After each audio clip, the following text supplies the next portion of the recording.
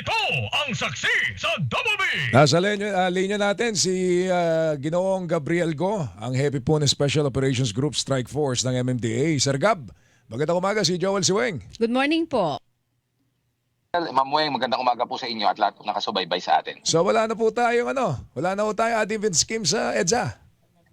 Yes po, tama po kayo dahil ito po ay kasunod ng ipinag-utos ng ating Pangulo na samantalang i-hold po muna ang ating EDSA rebuild because of the several issues na gusto rin po natin talakayin para magkaroon po ng mas maayos na proseso when it comes to the EDSA rebuild. Okay, wala lang pong odd-even scheme pero tuloy yung number coding. Yes, tama po kayo. Okay. Tuloy po ang ating number coding. Sakop niya ng EDSA. Baka mamaya malito yung mga kapuso natin eh. All over Metro Manila, number coding Tama. ang iiral. Tama po kayo, Ma'am Weng, no? All over NCR po, yung number coding po natin ang pinapatupad po natin. Okay, meron kasi kaming ungkatin ni Joel tungkol doon sa proseso ng apila sa NCAP. Pero gusto ko munang pasadahan, Joel. Sir, bakit po tinanggal yung mga numbers doon sa traffic sign, sa traffic lights natin? Well, Ma'am Weng, no, the reason kung bakit wala po tayong tinatawag na countdown timer dahil ang ating mga traffic lights ay hybrid po ito. Mhm. So meaning, when we say hybrid, ito po ay automatically na-adapt po niya depending on the volume of vehicle at that time. Okay. So mag-isa po itong nagta-transition at nag-a-adjust po. Ano siya, So, AI na. AI na siya, Sir Gab, tama ba?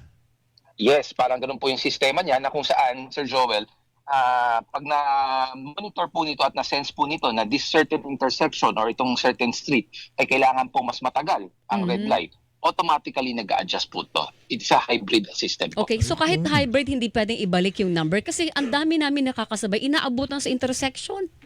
Sa gitna ng kali, biglang nag-yellow kasi dire-diretso hindi mo alam kung mag-yellow na sa anytime eh. Ang dami pong inaabutan doon sa gitna, pag naka-NCAP ka, huli ka. Well, Ma'am Weng, no, it will po kasi, the purpose of the hybrid system para mag-adapt po siya mag-isa.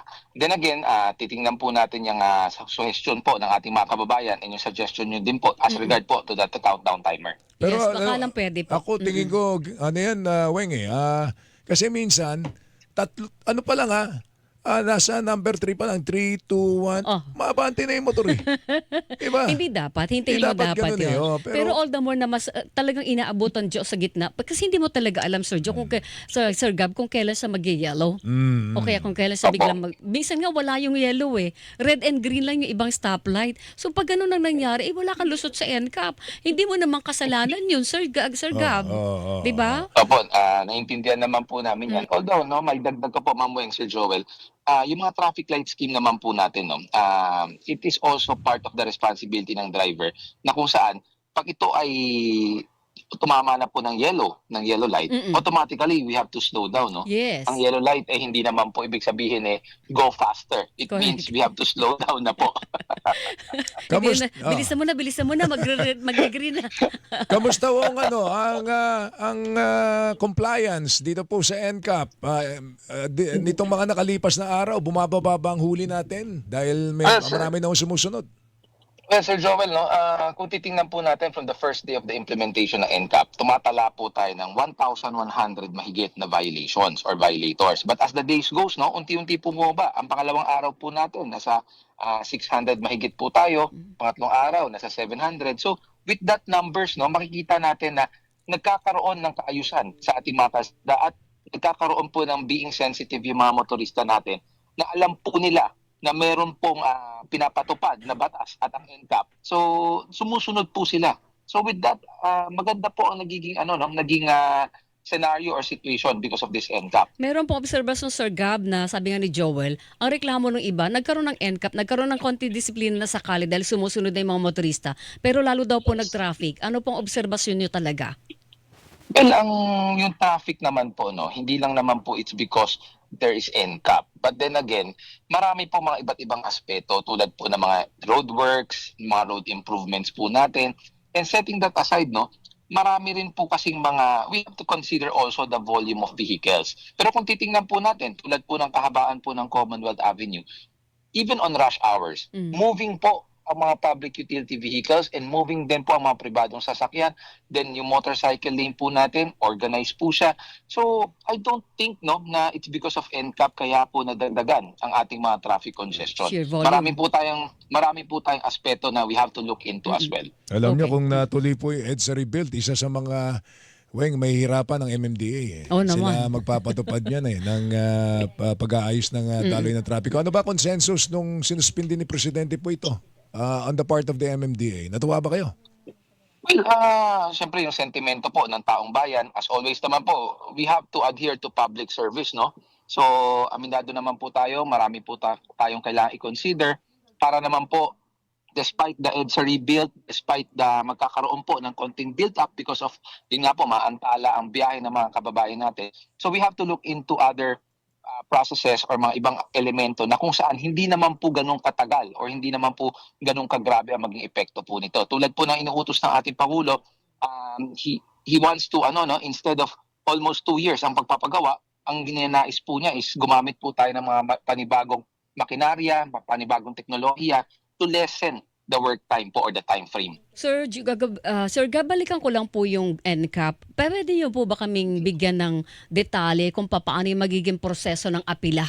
Kung halimbawa, natanggap po na yung notice of violation, pero feeling ko, aggrieved ako doon, hindi tama yung pagkakatala sa akin ng violation ko.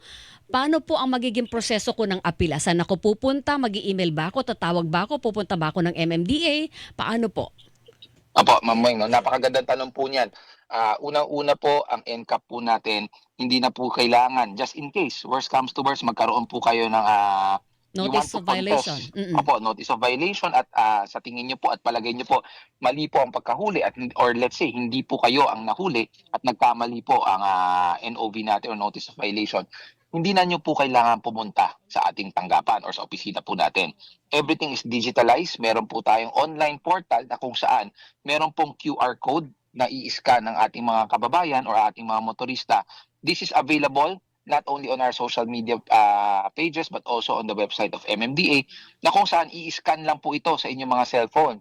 Then once na na-scan nyo na po ito, it will direct you sa isang page na kung saan we have all the necessary processes na kung saan ilalagay nyo po, i-fill up nyo na po ang ating contest form.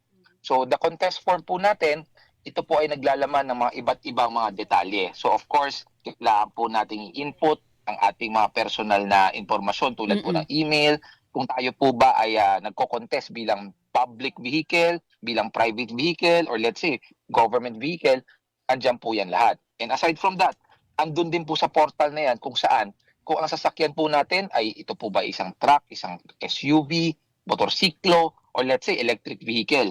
So it's very comprehensive ang ating online portal. So once na na-fill up na po natin ang mga necessary details, dun din po natin i-attach ang mga detalye ng ating paghuli or itong ating notice of violation. So of course, kailangan po natin i-attach diyan yung mga for example, yung mga ORCR po ng ating mga sasakyan. Or let's say, kung ito po ay nabili nyo bilang second hand, kailangan din po natin i-attach ang deed of sale po nito. So lahat po ng necessary documents pertaining to it, tulad po ng plate number ng sasakyan, MV file kung sakasakali, lahat po ito kailangan po natin i-fill up sa online portal. Then once na nailagay po na natin ito, we can just click the submit button and automatically maipapasok at maipapadala na po to sa ating Traffic Adjudication Division sa MMDA.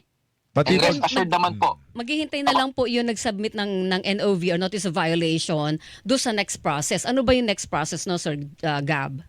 well, automatically naman po yan, once na pinasok na, sinubmit na po yan sa ating Traffic Adjudication Division, tayo naman po sa ating ahensya, we will be the one to get in touch with the clients or Yun. ating mga motorista na kung saan they are contesting their violation. So lahat po yan, dadaan po tayo sa masuring proseso and everything will be, we will be impartial, we will be fair when it comes to the contest ng ating mga motorista. Isa na lang po ako doon sa isyong ito. Paano po kung halimbawa si tatay driver ay walang cellphone o may cellphone man pero hindi smartphone, hindi kayang hindi pwedeng Analog, hindi yan. pwedeng mag QR code. Paano po ang process para sa kanila? Ayun po, para sa ating mga kababayan na wala naman po mga smartphones or they still prefer to have a physical process, Opo. maaari pa rin po silang pumunta sa ating tanggapan na kung saan i-assist naman po sila ng ating mga personnel towards the traffic adjudication. Okay, Ayun. sir. So available pa rin po ang physical appearance po Yes, natin. okay. Nakakamagkano na tayo doon sa nakokolekta natin, doon sa mga violation? Meron bang tala kayo? Kasi ang sinasabi nilang NCAP daw, ibig sabihin Collection. nasa camera ang pera. Grabe. Sir Gab, Hindi. would you know kung kasi Weng Ilang digital araw na. payment na. Tsaka Oo, digital yes, payment oo. na. Well, as of the moment po, wala pa naman po available na data kung how much the total collected from the violation. But then again, we would like to stress also, hindi naman po nasa NCAP or nasa camera ang pera. This is about this is about instilling yung Opo. disiplina. Discipline. Yeah. Kayo naman, di kayo mabiro. Sir Gab naman. Sir Gab, salamat ha. Salamat sa oras. Sir, thank Mag-ingat you. ka. Thank you. Good luck po sa clearing. Maraming salamat po, Sir Joel Mamueng. Magandang umaga po. Tuboy po kayo. Good Boy, morning. boy. Gabriel Go, head ng Special Operations Group, Strike Force MMDA. O, ganun na yung proseso. Hilingan, walang pinopro